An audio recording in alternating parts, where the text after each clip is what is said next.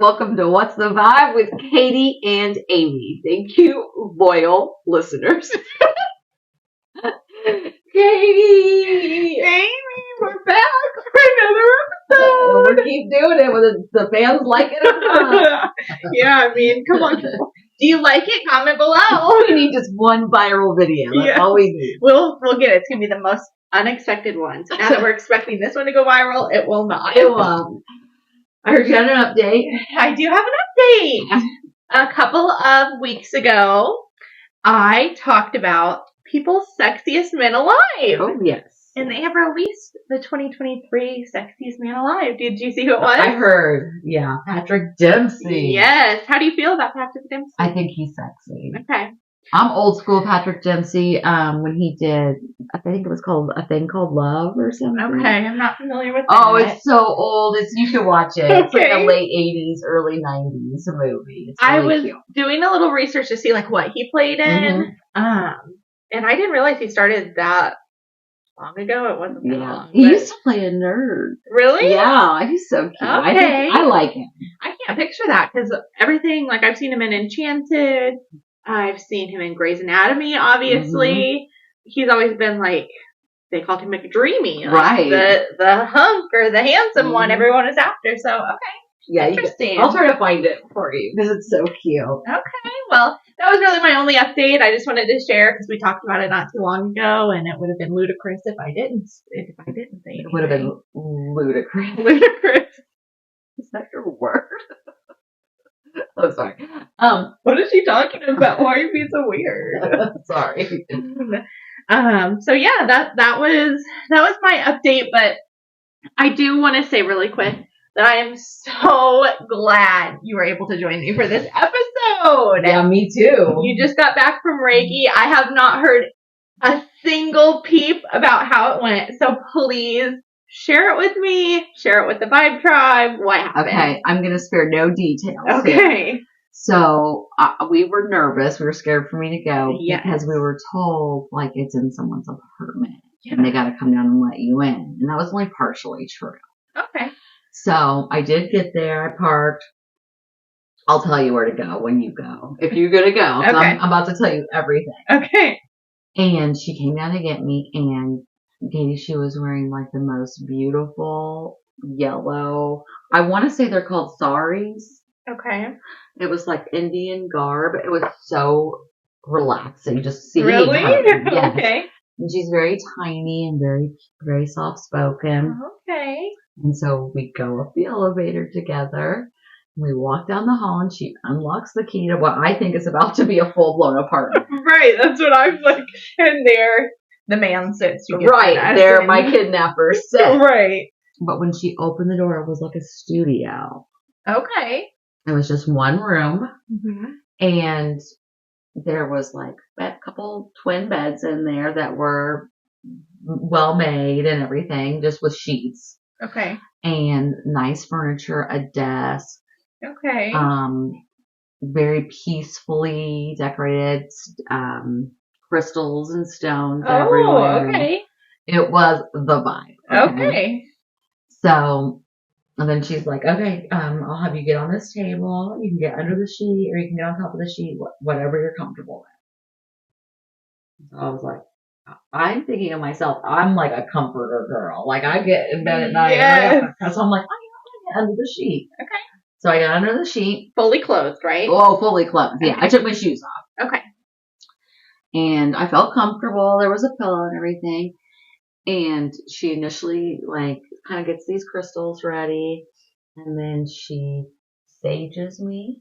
Okay. And I was like, yes, get that toxic energy off of me, okay. Girl. Do your thing. And then she picks up this bell. I think it's a bell because I kept my eyes closed most of the time. Okay. I was going to ask. I peeked here and there. So I was like, where'd she go? Where'd she go? She's not touching me. Yeah. So she got like this, what I think is a bell, and dinged it all around me. Like maybe those vibrations were going to help also chase the bad energy away. And the entire time I'm laying there trying to just be like, just focus on your breathing. Just try to really get in the zone and relax. Okay. Okay, so keep in mind that's what I'm trying to do. Yeah, that's what you're trying to I'll do. tell you what I was really doing here in a minute. Okay. After I kind of describe what she does next. It was an hour long. Right. But, because I thought it was just Right. the whole time, but it's not. She like put her hands gently on my head. And that they were there for a while. And then gently on my shoulders. And they were there for a while. And then my arms.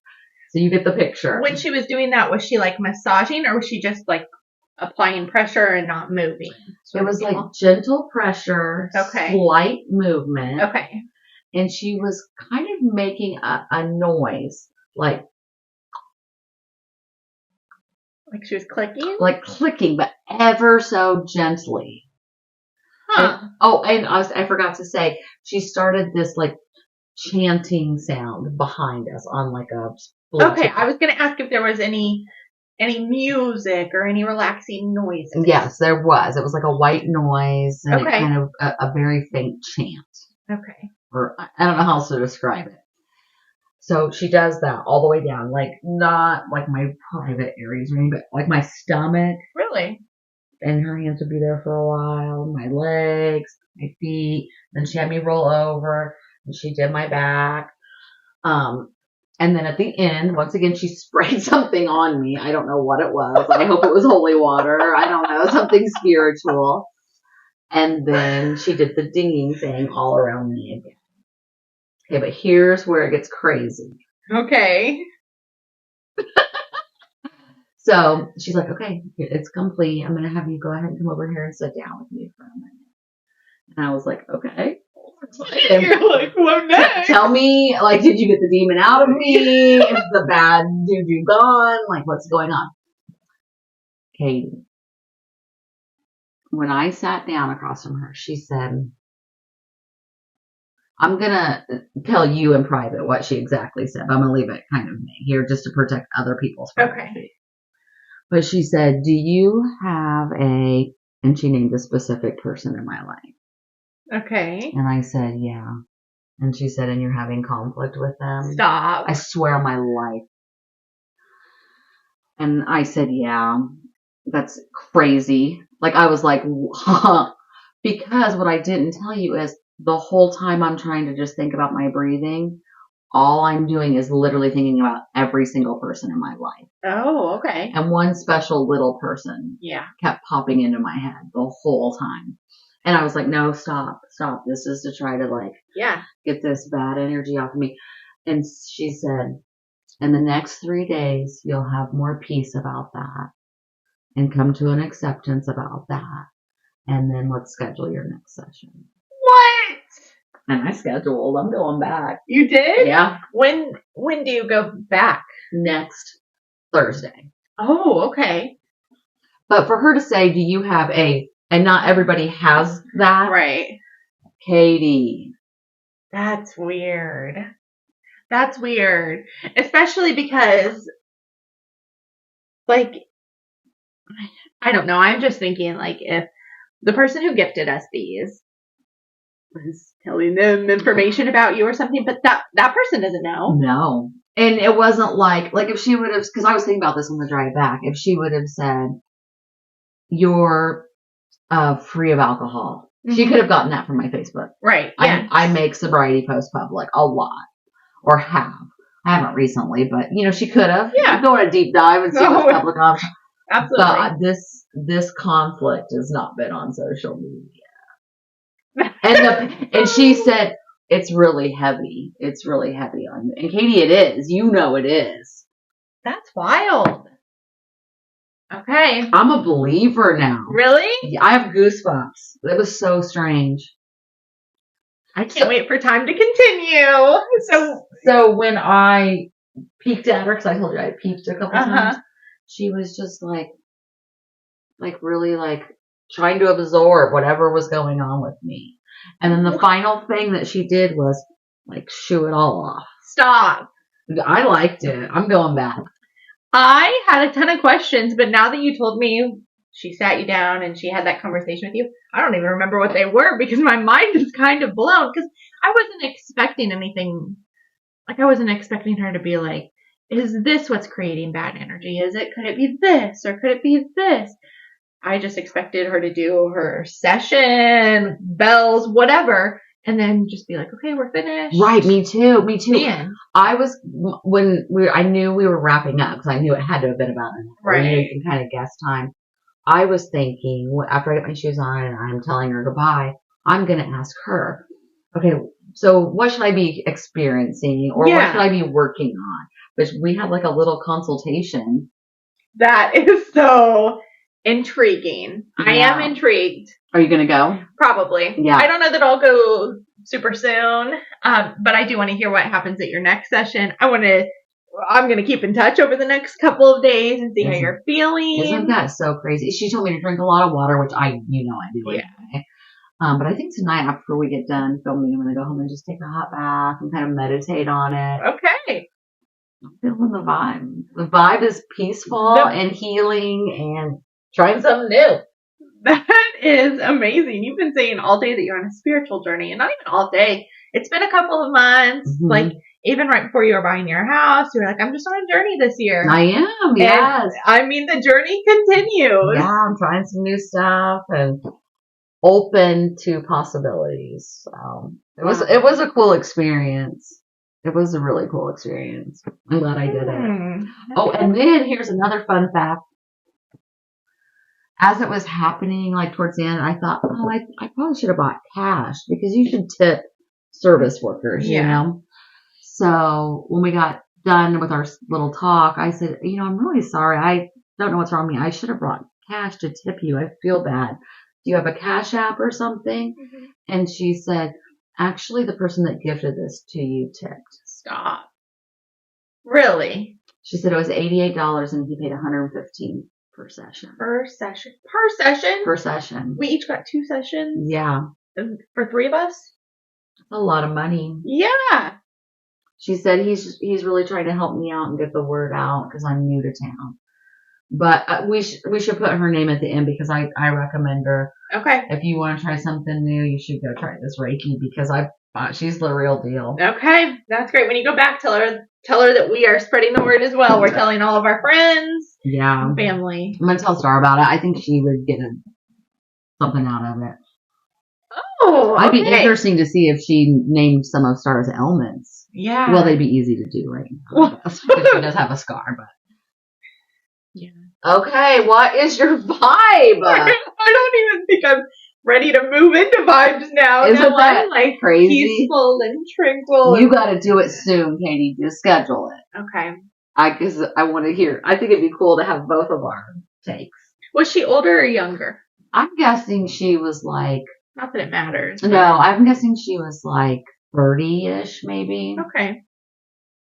She just looks like somebody that's got her spiritual life together, too. Like, I'm telling you.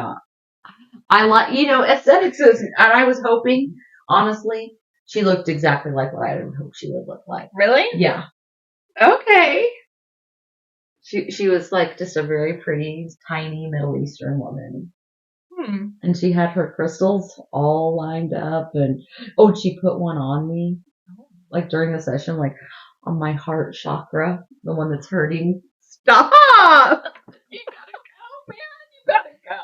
Okay. Okay, I'm sorry. Let's get on to your vibe now. Steve, stop. My mind is a little blown. We did a 15-minute intro. I just wasn't expecting all of that. So I wasn't either. Okay. I was expecting you to come and be like, I don't know. She shook some stuff over me. I don't know how I feel. But I felt like she tapped in. The spray did kind of give me a laugh. Because you said she sprayed something. What could that have been? I don't know. Oh, also before she started, sorry, I keep remembering. No, it's okay. She dropped some oil in my hand and said, rub this on your hands. And I rubbed it on my hands, and just because I'm a psycho, I had to smell it. Of course. So I immediately was like, oh God, you can still smell it. You can. It smells like an incense. Yeah, it smells like patchouli or something. Yeah. Oh, I love it. I'm very Mary Catherine Gallagher right now. Yeah, it's neat. Okay. Enough zen. We're going to move into the vibe. All right. the vibe. I have a dark vibe, so. Oh, do you? Yeah. So your zen is about to just be washed away. I don't know if I would call mine dark. I guess kind of. The vibe is flying. Okay. The vibe is somewhat of like hobbies, we'll say. The vibe is the 90s. Yeah, it is. And the vibe is media. Now, it's the 90s, so it's not social media. It's just like the news and newspapers and things like that. So MTV News. Sure. And I'm guessing that you've heard of this story before because it happened in the 90s and it was a big deal. It was in the media. Okay. So I'm going to start the very beginning of this child's life. She was born May 5th, 1988 to Lloyd and Lisa in Falmouth, Massachusetts. Falmouth. Her name is Jessica Dubroff. This is great. This is great. Yes. So Jessica was a baby when her parents split, but she had 2 siblings and she lived with her mom. Her mom, from what I could find, was described as a spiritual healer. What are the odds? What are the odds? Call back. Call back. She didn't believe in Western medicine, traditional schooling, or children's books or toys. I don't think this is what I thought it was about. Oh, really? Yeah, okay. No. Her father, Lloyd, studied engineering in Florida, but never graduated. He longed to fly in the Air Force, but he was too tall, which I didn't know that was a thing. He was 6'4", and they told him no, he can't. Indirect quote, "You're too tall, bro." Don't be getting us all ludicrous up in here. You are too tall. Damn it, I forgot about my word. You still have time. Okay. I read a couple of articles that said from his, like, people interviewing his coworkers, and they say that he was, like, a really big thinker. He's really big. That too. He always wanted to be an entrepreneur, so he was always trying to think of the next way he could make money. I like this. Relatable, right? So when Jessica was 4, her family moved to the San Francisco Bay Area, a town called Pescadero. Is that how you say it? You Pescadero? Comment below. We're so national. Help us. Even though her parents were separated, her dad always lived nearby. Forgive me. It's fine. Thought that was on slide. Okay, they live close by. Yes. So her dad moved out of state from the East Coast to the West with them. He just took one step. That's right. Just one large one. I'm sorry. I'm still stuck on either. It's too tall to play a plane. That's crazy. That's weird. So Jessica, obviously, living with her mom, she had a very unconventional lifestyle. They're hippy-dipping it over there. They are. They didn't own TVs. She wasn't allowed to own any toys. That's a little far. I know. She's out there with 2 sticks. Right. Come on. I read that her mom thought children's books were trying to twist kids' minds. She was that far out She there. was that far. She was also homeschooled. She wasn't enrolled in public school. On Jessica's 6th birthday, her mom took her to an airport close by, and she was watching the planes, and they asked how she would like to, if she would like to be in a plane, like if she would like to. I don't know my words that I'm trying to use. I'm being so ludicrous. Would you like to be in a plane, child? Sure. I'd like to be a plane. I'm 6. Anyways, long story short, they signed her up to take flying lessons. Okay. So pilot a plane. Would you like to drive a plane? Yeah. Okay. At 6. So she signed up and began taking lessons from a man named Joe. And she loved it. Okay. Her parents loved that she loved it. She was his youngest student. I bet. I was just thinking there's not an age limit. 6 years old. Like, some 6-year-olds can't even tie their damn shoes. Right. Like, I mean, just imagine if you're a driver's ed teacher and somebody brings in their 6-year-old. That's right. like, you're too young. Thank you. Okay. No, that's not what happened here. Okay. Before her family knew it, before her instructor knew it, she had clocked 33 hours in the air just by taking her lessons. Okay. I don't know why it's funny. You said she had clocked 33 hours. I love it. You're being ludicrous. I am. I'm out there. So it was, I mean, she was doing it regularly. It was like if she was taking piano lessons, but instead she is up there flying the plane. Gosh, good for her. So, because she loved it so much, her parents came up with an idea. Do you remember the story? No. No? Her mom, dad, and Joe, her instructor, all agreed that this was a great idea. She was going to become the youngest pilot to fly across the United States. Okay. Solo. By herself. Not solo, but she was going to pilot solo. So she was going to be... This is your Captain speaking. Chicken nuggets and fries are on the menu. Yes, kids' cuisine. Yes. There's one Oreo apiece, that's all. That's right. Not exactly. So the plan was going to be a small plane. She's not flying a commercial airline. Oh, she doesn't have a... She's not taking the Delta or the Southwest from Massachusetts. Weather will be... land will be sunny. Okay. Yes, exactly. No, she would take... It would be a small plane, and it would be herself in the pilot seat, Joe beside her, her dad behind her next to Ludacris. Luda! Back again!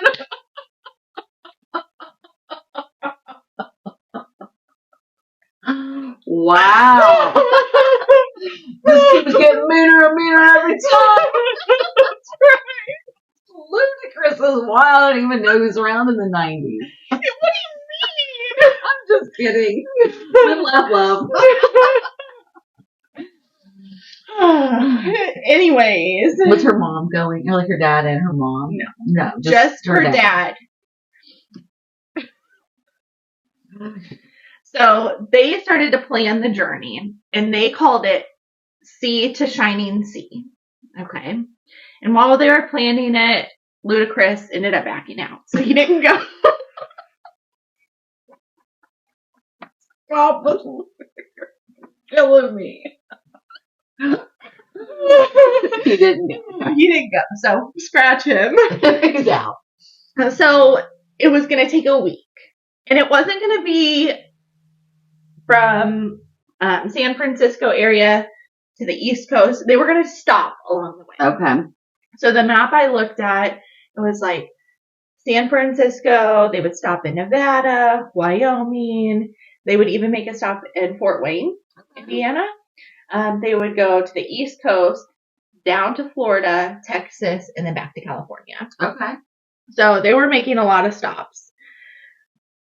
So as they were getting closer to the journey beginning, Jessica's dad, he's always trying to find a way to make money. Oh, okay.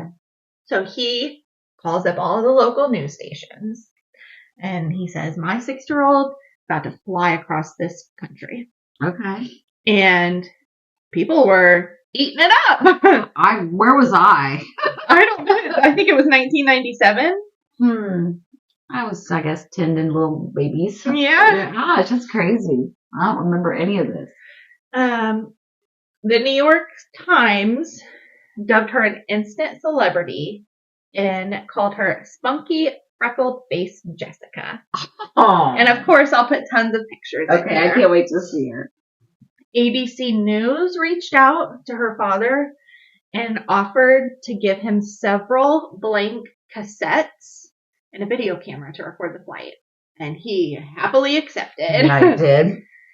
That's right. Okay. So the plan would be for whenever they stopped, he would meet with an ABC News correspondent and trade his build tapes for blank ones. Okay. So he was filming the whole thing. Now, even though she was labeled a pilot, legally, she couldn't be. You have to be 16 to possess a medical or a student pilot certificate. So she wasn't legally a pilot, but she could still fly them. Like, there was no laws or rules preventing her from being a pilot. Okay. Which is kind of weird. It's ludicrous, really. I mean, seriously. In the plane, in the pilot seat where she sat on a red booster seat. She was able, because of the booster seat, she was able to see out the window. She couldn't without it. And there was extensions on the pedals, which I didn't know planes had pedals. Like a brake. Right. Gas? No, I didn't know that. But I read there was extensions on pedals so her feet could touch. Okay. Her, where Joe sat, there were controls in case of an emergency he could take over. So she was 100% piloting the plane, but he was still there. So I lied. This was 1996. Okay. So April 10th, 1996 is the day they are going to start their journey. Okay. So the first leg of the flight goes great. They fly from the Half Moon Bay Airport, out of where they live, to Nevada. They stop, refuel, and they take off again. Okay. Then they're heading to Cheyenne, Wyoming. So there, they stop, and they're sleeping overnight. So they get their hotel room or whatever they have to do, and they stay. But they had a news conference that night. And when they were at the conference, people were saying that they could visibly tell how tired Jessica was. But they still interviewed her, and she would say things like, I had so much fun today. I can't wait to go to sleep. I can't wait for tomorrow to happen. I had 2 hours of sleep last night. Like, this is just, it's so crazy. This is so fun. Like, oh no. Yeah. So the next morning. Why wasn't she getting proper rest? I think they were just go, go, go. Oh my gosh. Okay. And the next morning they woke up and it was raining. A radio director who interviewed Jessica the night before called and made contact with the team and said, hey, why don't you guys just like hang out in the city and we'll put you up for the time being until you can leave. But Jessica's father said, we need to go now so we can beat the storm. Like, if we just go, we'll be good. So Jessica, and I'll put a picture of this too, and the rest of them loaded into a plane to get ready for takeoff. But she was wearing this cute hat that said women fly. I thought that was so sweet. Oh my gosh, I'm worried. I'm nervous. I don't know what's about to happen. So they've loaded into the plane. They've done their pre-flight checks, whatever they've got to do. They're loaded up with merch. I don't even think I mentioned this, but her dad had a ton of merch made. So that whenever they stopped, they could distribute it and they could spread the word and get her story to grow faster. Okay, makes sense. By now, they haven't taken off yet, but it's raining and sleeting, and the visibility has dropped to 3 miles. Oh no. The control tower says that in these situations, there's only special flights that can take place. But there were people there, crowds and crowds and crowds of people waiting to see her take off. Oh my gosh. So Joe, her instructor, called and requested special clearance from the tower. They were approved, and the plane took off at 8:24. By now, I'm on the edge of my seat. I'm surprised I really thought I was going to be telling you something you already No. knew. So this was really just going to be a story for the Vibe Tribe. Oh, it's for me. For you. That's right. Now they've taken off, and it's hailing and lightning. I think you probably know where this is going. I'm scared that I do. People described what they were watching as the plane went up is that it was like struggling to get up because the clouds were so thick and it was raining and hailing and lightning, and it was really hard for her to gain altitude. Then the wings started shaking, the plane started to dip, and they just went down. Like, I read that they were found in a residential neighborhood, and it was like they went just straight down. Oh my goodness. This was in Wyoming. I'm shook. So people started like going in the direction of where they saw the plane fall. And when they got there, people said that there was merch everywhere. He had these red hats made that said Jessica Dubroff, Sea to Shining Sea, and they were all over, and the plane was just crushed. Oh my goodness. Well, this is fun. Sorry, I told you my vibe was dark, but it was kind of not, but it is. Yeah, that's terrible. So as they were cleaning up, they were kind of able to tell like a little bit more of what happened or who was controlling the plane. And they found Lloyd, her dad, sitting directly behind her, holding on to her like this. And then based off of like how they found Jessica and Joe, they were able to tell that by that time Joe had taken control of the plane and just couldn't get it like back up to where they could take off. Wow. The National Transportation Safety Board investigated the crash and said the plane was overweight and should not have been cleared to take off in those conditions. They also shamed the media for pressuring people into letting them take off, I'm sure they felt pressured too, obviously. Yeah, like, obviously. We've got to go. Everybody's here waiting for her. Oh, I know. President Clinton was president at the time. God.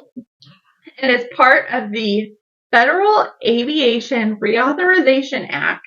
Okay, say that 3 times. But I will not. He amended a law that would no longer allow anyone without a license or a certificate to pilot a plane. I don't even think that was the issue, though. Right. It was the weather. Yes. I don't know, sir. I wouldn't let Lincoln fly a plane. Well, that's the next thing. The media, who was, go Jessica, like, yeah, to your parents for letting them teach you this at so young, very quickly flipped script and just started blaming her parents. Like, why would you do this? How could you force her to attempt something so dangerous at such a young age? I know. I tried to find, like, today, where is her mom? Where is her sibling? I couldn't, which in my mind kind of makes sense because if her mom was so anti-books and toys and Western medicine and schooling, I doubt she's going to have social media. Right. But something very sad that I read was at her funeral, her coffin was topped with a little toy plane. Oh my gosh. I know. Ugh. So I thought her story was really cool that she was doing this. Like, that's what really caught my eye. It was like a child prodigy kind of who could take and fly a plane. I don't even think I could fly a plane if I took lessons. I have no desire. No. It's so scary to me. It's interesting to hear this story. First of all, I've never heard it before, but also just to think about what a different time it was, and like that they're just threw safety out the window for some news coverage. Yeah. Yeah. And nobody, it's kind of crazy that nobody was like, wait a second, before you guys do this, let's really think about this. But that was my story today. I didn't realize how dark it ended until I was researching it more, but I thought it was kind of interesting to hear about her childhood and then about how she was flying, but that is all I have. Whoa. You already said you're not going to take us to the bright light side. Mm-mm. So what's your vibe? So it's a lot of different things. It's mystery, it's conspiracy, it's twists and turns. No, the more I dug in, like I told you, I have been living and breathing this story for the last week. I'll just be like, oh my gosh. And then I'll like hear more and I'm like, what the hell? What? I have been dying. You haven't told me, you haven't given me a single clue. All I know is twists and turns. It's so crazy. I hope I can do this story justice because it was hard to figure out how to explain all of it. Really? Okay. But have you ever heard of Johnny Gosch? Okay. Well, I'm about to tell you a lot about him and his family. Okay. So Johnny Gosch was born to John and Noreen Gosch. And Johnny was actually Maureen's third child. Noreen. It's fine if you wouldn't have corrected yourself. Don't do this again, Amy. I do this all the time with names. I wouldn't have even caught it. I would have been like, Maureen, yeah. No. Johnny was Noreen's third child, and Noreen's a huge part of this story. Okay. She was married before she married Johnny's dad, just to tell you like how crazy her life was. And she had 2 older children, and they survived a tornado. And like a catastrophic tornado leveled their house. Noreen heard her kids crying and like had to pick them up out of the ditch afterwards. Aww. And then Katie, 2 months later, her first husband died of cancer. 2 months? Yeah. So she's been through so much. Okay. She needs some Reiki. She did. And she does. Well, actually, Noreen, and I'll tell you more about this, was a yoga instructor. Oh. Yeah. Okay. So she's on a journey too. She was. She is. I'm sorry. She's still alive. So after the death of her first husband, Noreen meets John Gosch. They get married and they have Johnny. Okay. And Johnny was born November 12th of 1969. And this all takes place in Des Moines, Iowa. Des Moines, Iowa.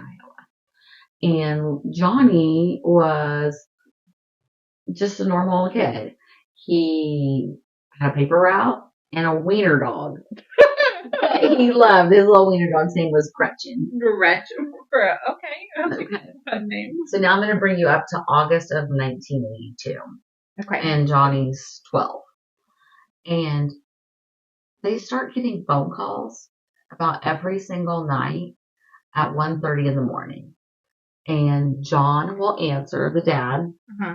And, him and Maureen are in bed. He picks up the phone, or it's house phone time, Yeah. And he'll say, oh, no, you have the wrong number. This goes on for a month. Okay. So in September, the next month, the Gosches, the whole family, go to a football game. I think for one of his older siblings, because they were significantly older than Johnny. Okay. And Johnny says to his parents, can I go to the concession stand? He needs some money to go to the concession stand. And they're like, sure. But then they're kind of looking over the concession stand, and Johnny's not there. So they wait a little while. That's normal. They see a friend or whatever. Yeah. So they go to look for Johnny, and he is underneath the bleachers talking to a police officer. Under the bleachers? The police officer is as well? That's suspicious. That's what we think. So they're like, Johnny, let's go. What are you talking about? And he's like, nothing. And then he even says, I think I want to be a police officer when I grow up. So they don't think too much of it. It's weird. Yeah. To be a grown adult under the bleachers with a child. Yeah. Is what, it's weird. I don't care if you're a cop or Thank you. A pastor or what you are. Yes, It is weird. Thank you. Yes. So I told you Johnny has a paper route, right? Yes.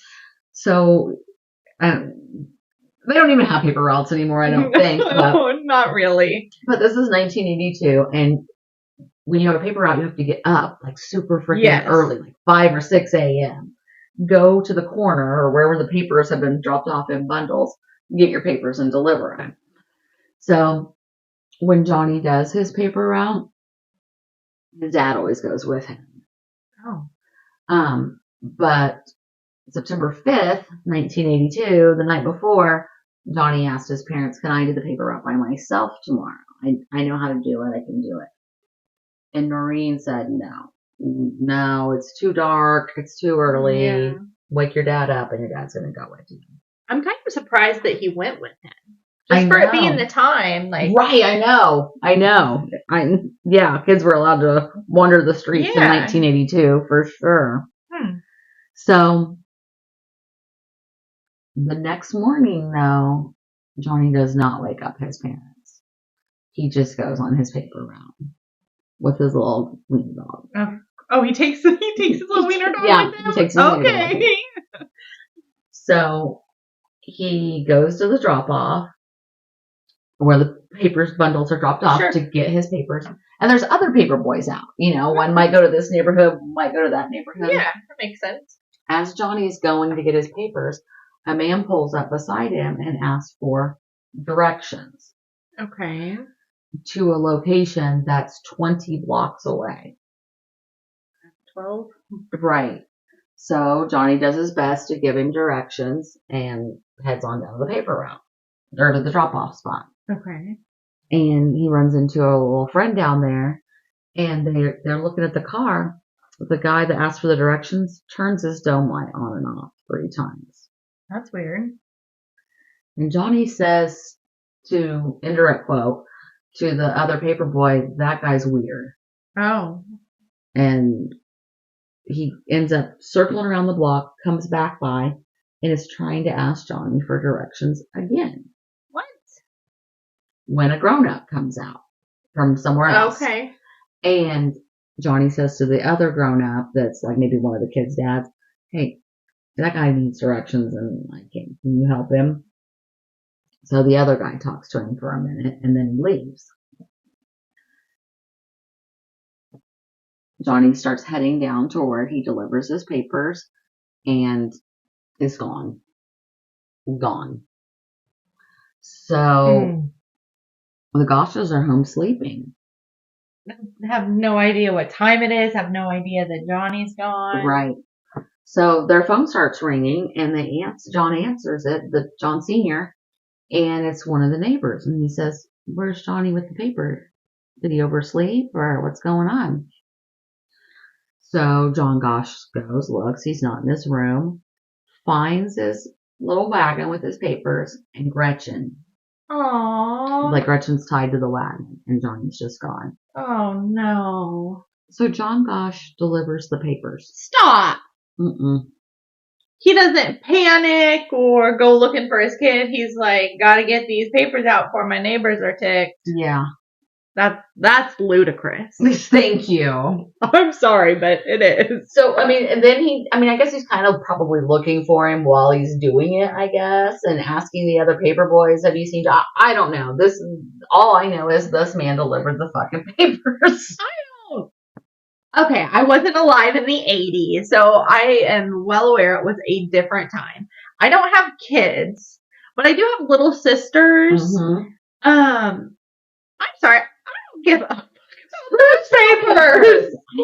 Who cares? You want your paper so bad, come and get it. Thank you. I thought that was really weird too. But if you think that's weird, just wait. So, of course, by this point, Noreen's awake, freaking out, calls the police. Thank you, Noreen. Noreen calls the police, and they come and they say, he probably just ran away. We cannot do anything until he's missing for 72 hours. 72 is such a long time. You can go anywhere. For a 12-year-old? Anything can happen. He's got no money. Right. He's got no car. Where would he go for 3 days? Is that even 3 days or was that 4 days? 3 days. I think it's 3. So Noreen's like, I'm not accepting that. Thank you. Noreen, again, the only one with common sense in this story. So, yeah, I mean, she's alerting everybody, and the people in the community come together, and they're going to form a search party. Okay. And they're all meeting at this one location so that they can kind of decide, like, okay, we're going to go this way, we're going to go that way. Mm-hmm. The chief of police comes to where they're forming this search party, and is drunk, Katie. What? Drunk. And says, go home, he ain't nothing but a damn runaway. Nobody's doing a search party. Get out of here.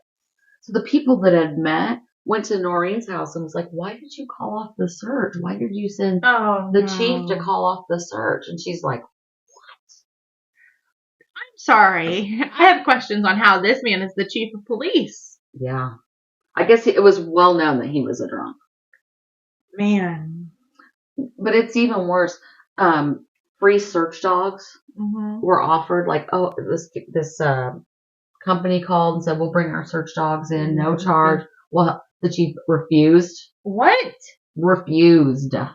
Is the chief the same police officer that was talking to him under the bench? No, I don't think so, because the Gosches had kind of visually seen that police officer. Okay. And they mentioned even that happened to Chief Cooney was his name. And he was like, I don't know what you're talking about. They hired their own sketch artist to draw a sketch of the man that Johnny had given directions to. Okay. And asked the town if they could hang the posters up. And Chief Cooney said no. What? That would be that would detract from visitors to our town. From Ohio or Iowa? Knowing that we have a missing missing kid in town. It would detract people from coming to Iowa. Number one, sorry about you, Iowans. No one wants to go there anyway. Nobody's trying to go anywhere in the Midwest. No. Secondly, I'm sorry. I don't understand. It's crazy. I don't understand. If I was traveling through or to Iowa, that wouldn't make me call off my vacation. Just the police were shutting her down left and right. So she calls in the FBI. Good for her. Yeah, she's trying everything. I feel so bad for her. The FBI do end up coming. So 3 days later, and then informed Noreen. The chief said he doesn't need our help. Stop. What the fuck is going on in the 80s, man? I don't understand how. I mean, he already gave his reasons, but what harm is it to hang some posters? None. Katie, years and years and years go by of this. Just Noreen beating her head against the wall, trying to get people to help her, and they don't. I forgot to tell you a really kind of odd, important part of this story, though. The night, remember how I told you they were getting those weird phone calls? Yes. The night before Johnny went to go deliver the papers on their own, 1:30 in the morning, they get a phone call. John answers it. And he's like, okay, bye. And hangs up. And Noreen says, who was that? Right. And he said, wrong number. What? And she said, you don't have a full conversation with somebody if it's the wrong number. Okay, yeah. And then, but she said she just kind of dismissed it and went to bed. I'm struggling because there's so many suspects in this story so far. Right. From the chief of police to his own dad to the guy driving in the car, the cop under the bench. What? I know. So, you weren't kidding this. I don't even feel like this story is even close to being over, and there's been plenty of twists and turns. Yeah, it's crazy. So, March 2nd of 1983. Hang on, when did he go missing? 1982. So this is a year later. So there were some things in between I'm going to tell you about. Okay. March 2nd of 1983. A woman in Tulsa, Oklahoma is outside of a restaurant. And a little boy, or not a little boy, but a preteen boy, runs up to her and says, lady, help me. My name is Johnny Gosch. Please help me. And she called the police, and before the police could get there, two men came up and twisted this little boy's arm behind his back and took off with him. I'm sorry, what did the woman do? Was there not other people around? No, there wasn't. She was alone. And so the police came and they dismissed it as a quote unquote family situation. What? Yeah. So Noreen hires a private investigator to investigate this. And I couldn't find any, how they confirmed it. By early 1984, though, that private investigator confirmed that was Johnny. Okay. So Sam Soda, here's another name for you to know, is another private investigator local to Iowa, where the Gosches live. Okay.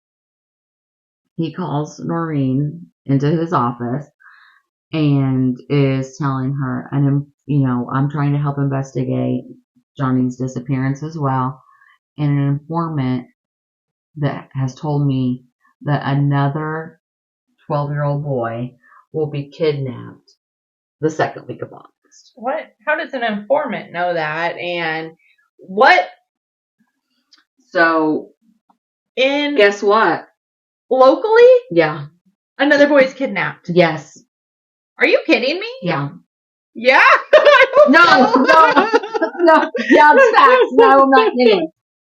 This private investigator says, I just know this is going to happen, and it freaking does. Oh my God. And Noreen's telling the police, these are connected. What is going on?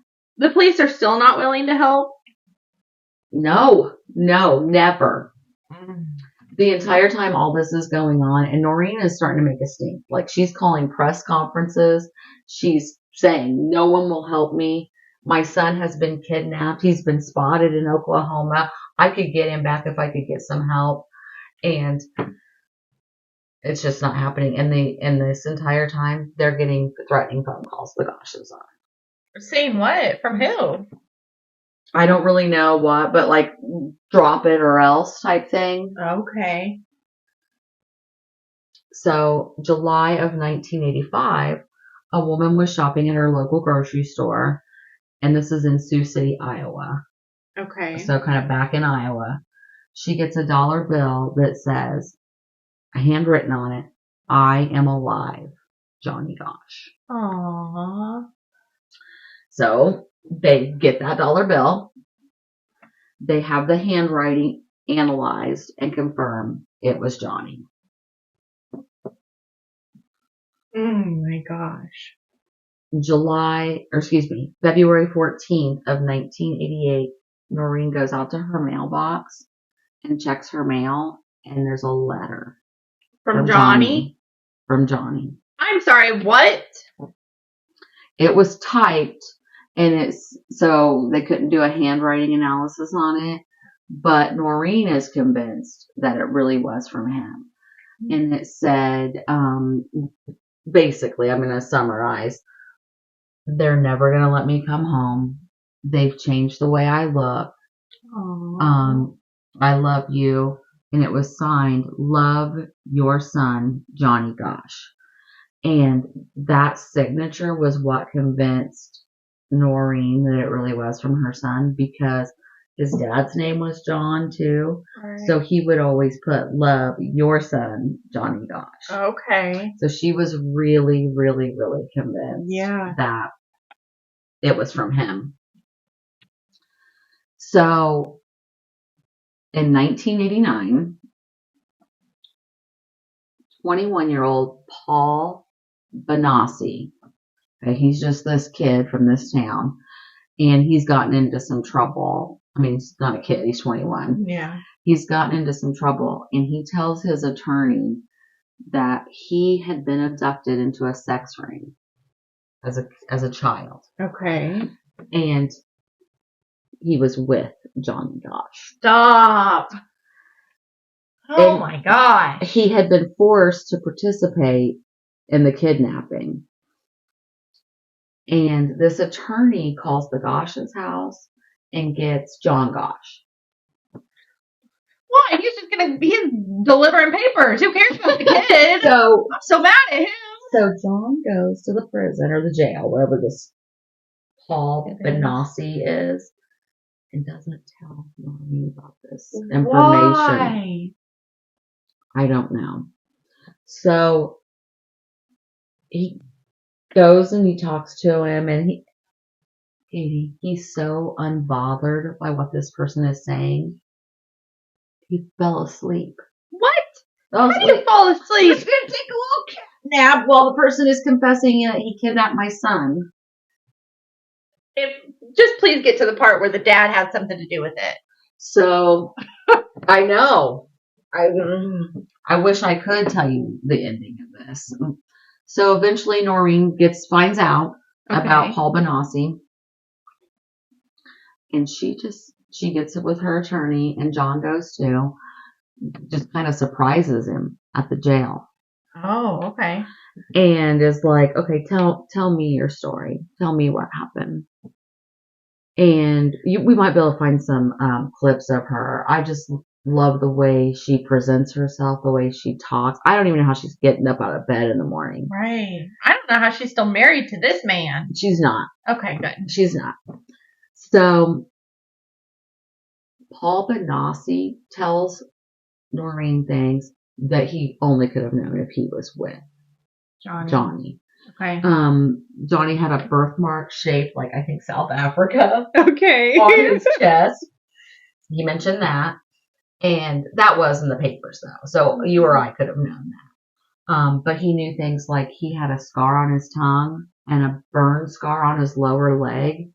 And he told Noreen, and also when Johnny was really stressed and missing home, he would do yoga. He said you taught him that. Aww. And that was never in the paper. Oh, man. So, I mean, here it is. Okay. So this is it. We have a lead. Here we go. The police dismissed it.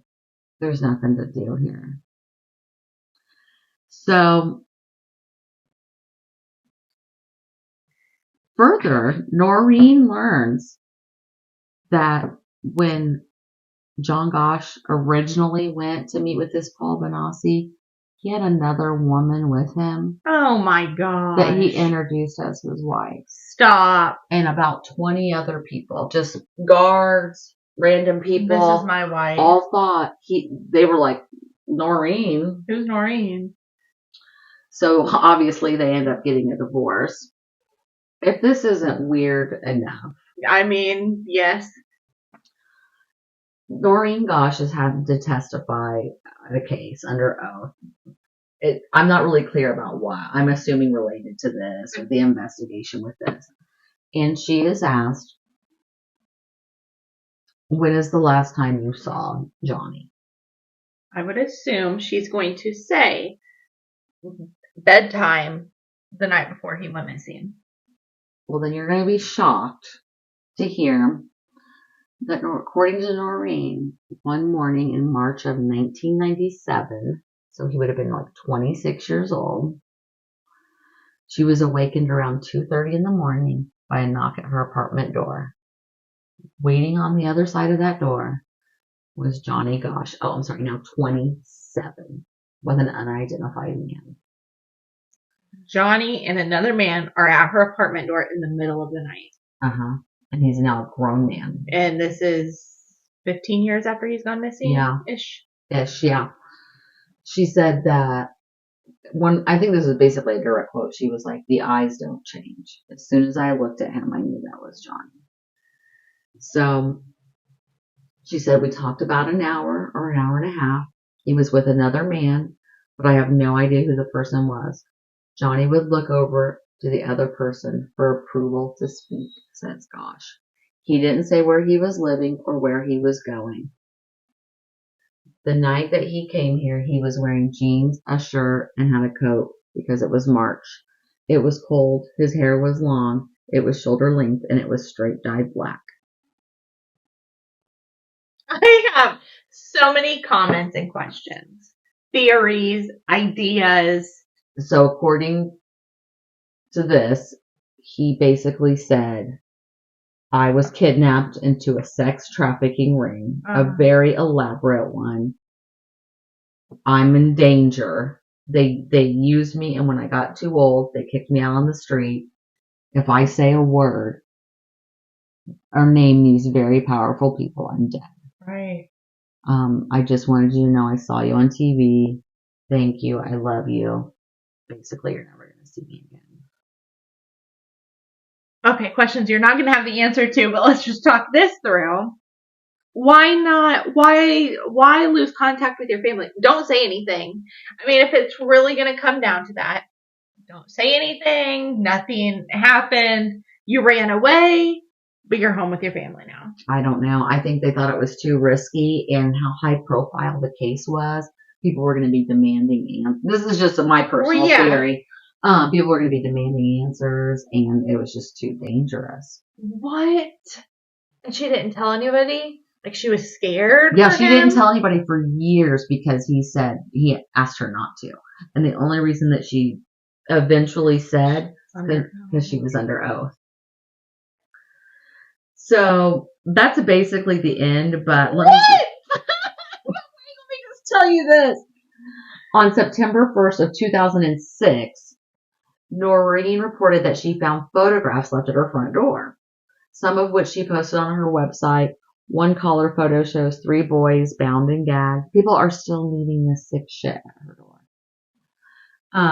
She says that a black and white photo appears to show 12-year-old Johnny Gosch with his mouth gagged, his hands and feet tied, and an apparent human brand on his shoulder. So, who else involved here? The dad, the police. Thank you. The detective. That's exactly what I was thinking. Somewhere in all these twists and turns, going back to him saying it would deter people from wanting to come here. Well, nobody's going to want to come there if they know there's a sex trafficking ring going on. Exactly. If that's what he knows, right? He might be thinking like that, but nobody else is going to think that because it's not happening. Right. You know what I mean? I mean, it's just so terrifying. And this is real. That poor child that was abducted has had all of these things happen to him. He can't even go home to his family. No, and after being let go. I have one more twist for you. But you don't have where Johnny is. No. Although, hang on. So this is insane. There's a man named Jeff Gannon. Okay. And Jeff Gannon used to be called James Gucker. And he was a male escort. Somehow this male escort got a White House press pass and was in and out of the White House 100 times. What? Yeah. And it is widely speculated that Jeff Gannon could be Johnny Gosch. I mean, same initials. And you said he was an escort? Mm-hmm. I'm not speaking from experience. I don't know anybody that's experienced it, but it's my understanding once you've lived a life or suffered something like that, it's what you know. Right. Yes. And he was on a multiple news conferences, not news conferences, but like news shows. Okay. Where I cannot spit it out. Where they were like, how are you getting clearance and a press pass? That's a very coveted thing. How are you getting it? And he didn't really have a good answer. And they were like, why did you lie about your identity? Are you the missing child, Johnny Gosch? And he says, no. And they were like, will you take a DNA test? And he said yes, but he has yet to do it. And Noreen has said, I don't know, a DNA test would prove whether he is or not. She's just protecting him because remember what she said, the eyes don't change. Right. She would know if that was him. And if it wasn't him, why wouldn't she say, that's not him, that's not my son. That's not my son. But now my wheels are turning and thinking, we know how powerful the government is. Yeah, what was he doing in the White House? And something that just popped into my mind is somebody with power has somehow gotten him this pass for something, because of something related to this, whether he threatened to tell everybody or whether this or that happened, and they're like, what, you want to go to the White House? But what? No, I just want the money. I know, it's so weird. But it's either that or being an escort on the streets. Right. Like, yeah, let's do something different. That's cool. Facts. True. But I mean, yeah. Oh, there is a documentary out. Is there? Okay. It's called, I don't know what it's called, but there's also Noreen wrote a book that's called Why Johnny Can't Come Home. Oh. So, I mean, I feel like I know the story forward and backward now, even though I probably didn't deliver it the best, but because it's so complicated. There's so many players, but just, I mean, be vigilant because it's a crazy world out there. Do you know where Noreen or Johnny's dad is now? Yeah. I know Noreen, I heard her in an interview say that she's just lost touch with him. He was born in the 60s, you said? Mm-hmm. 69? Gosh, is Noreen even still alive? Yeah, she is. Mm-hmm. Okay. Wow. Yeah, he was born November 12th of 1969. So, I mean, if Johnny is still alive, like Noreen believes, he could be here in Indiana, living a normal life, married with kids. I mean, grandkids. You told that really well. Oh, thank you. Because twists and turns is exactly like, but you can't trust the dad. Calls, the dad, the police chief, the guy under the bench. The White House coming home in the middle of the night, 20 or 12 years later. Yes. That was a sad but very interesting story. Yeah. I'm disappointed that it's not a cliffhanger, but it is, because where's Johnny today? Right. Never been found. And there were also, I briefly mentioned it, but probably in the documentary it covers it more. There were at least 2 other what happened to them? Never been seen again. Are you kidding? Never been seen again. Wow. Yeah. I'm going to obviously have to do some research, tonight, tomorrow, the goal, this weekend. To get you interested. I am interested. So yeah, that was a really, really good one. Thank you. Well, I think that concludes another episode of What's the Vibe with Kadi and Amy. Please be sure to share with your friends and family, comment, interact, with some engagement, something. Please. But that is the vibe.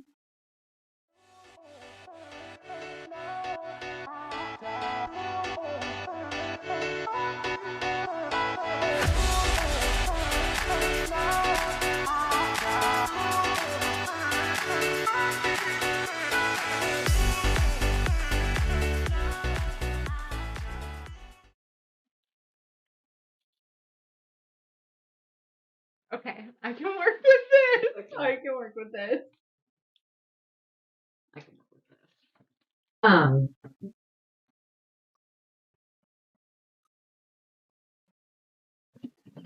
love that we do panic and just smile. We probably shouldn't have these. I hope I get something better than whittle. That was karma. No, I didn't. Let's see what I got. I don't even know what this word means. You better Google it real quick. You gotta be fucking kidding me.